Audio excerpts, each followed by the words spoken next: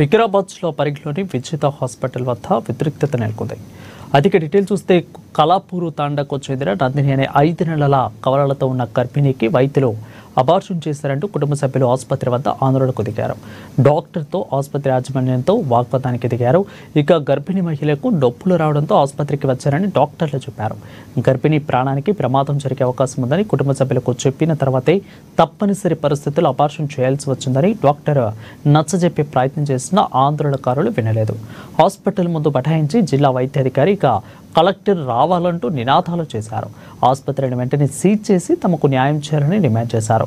పోలీసులు వారిని సముదాయించే ప్రయత్నం చేసినా వినకపోవడంతో వివాదం ముదురుతుందని భావించి డాక్టర్ నవతను అదేవిధంగా ఆసుపత్రి యాజమాన్యాన్ని పోలీస్ స్టేషన్కు తరలించే ప్రయత్నం చేశారు. ఇక ఈ క్రమంలో కోపోద్రిక్తురాలైన ఓ మహిళ డాక్టర్పై దాడి చేసింది. అయితే గర్భిణి తల్లి మాట విని డాక్టర్ డబ్బులు తీసుకుని అబార్షన్ చేసిందని గర్భిణి అత్తింటి వారు ఆరోపించారు. 10 రోజుల క్రితం గర్భిణి భర్త చనిపోవడంతో ఆమె తల్లి ఆ దారుణానికి పాల్పడిందని వారు మండిపడ్డారు. 10 లక్షలు పెట్టినా మా కొడుకు బతికే అవుతాడని పెట్టి ఈసారి మంచి కాదా అని గాంధీ హాస్పిటల్ తోలితే నేను మా కోడలికి ఇచ్చిన నా కోడలు ఆడ హాస్పిటల్ చూపెట్టుకొని నువ్వు 5 నెలలు కడుపు ఉండే 5 నెలలు 6 రోజుల పడ్డాయి. ఇప్పుడు 6 నెలలు పడి ఇక 7 పడ్డాయి. ఇప్పుడు నాతి నుంచి ఒక్క నాతి గంట నుంచి నాకు ఫోన్ చేయలేదు.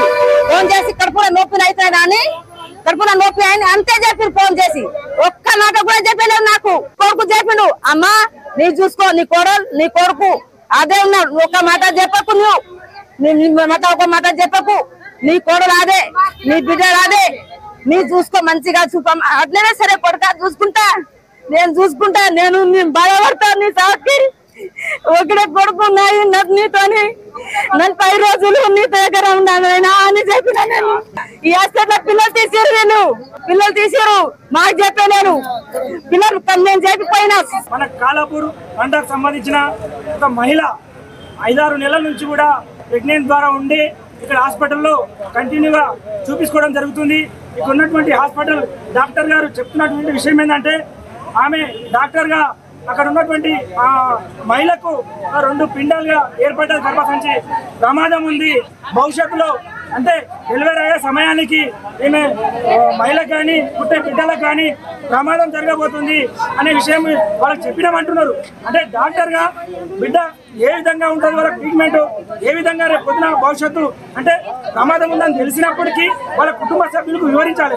లేదు దానికోసం ఇతర పెద్ద హాస్పిటల్కి వెళ్తారా లేకపోతే మీరు ఇక్కడనే చూపించుకుంటారా మా చేతిలో లేదు. వాళ్ళకి చెప్పాల్సిన పూర్తి బాధ్యత డాక్టర్ పైన హాస్పిటల్ యజమాని పైన ఉండదు. మన నారాయణపేట జిల్లా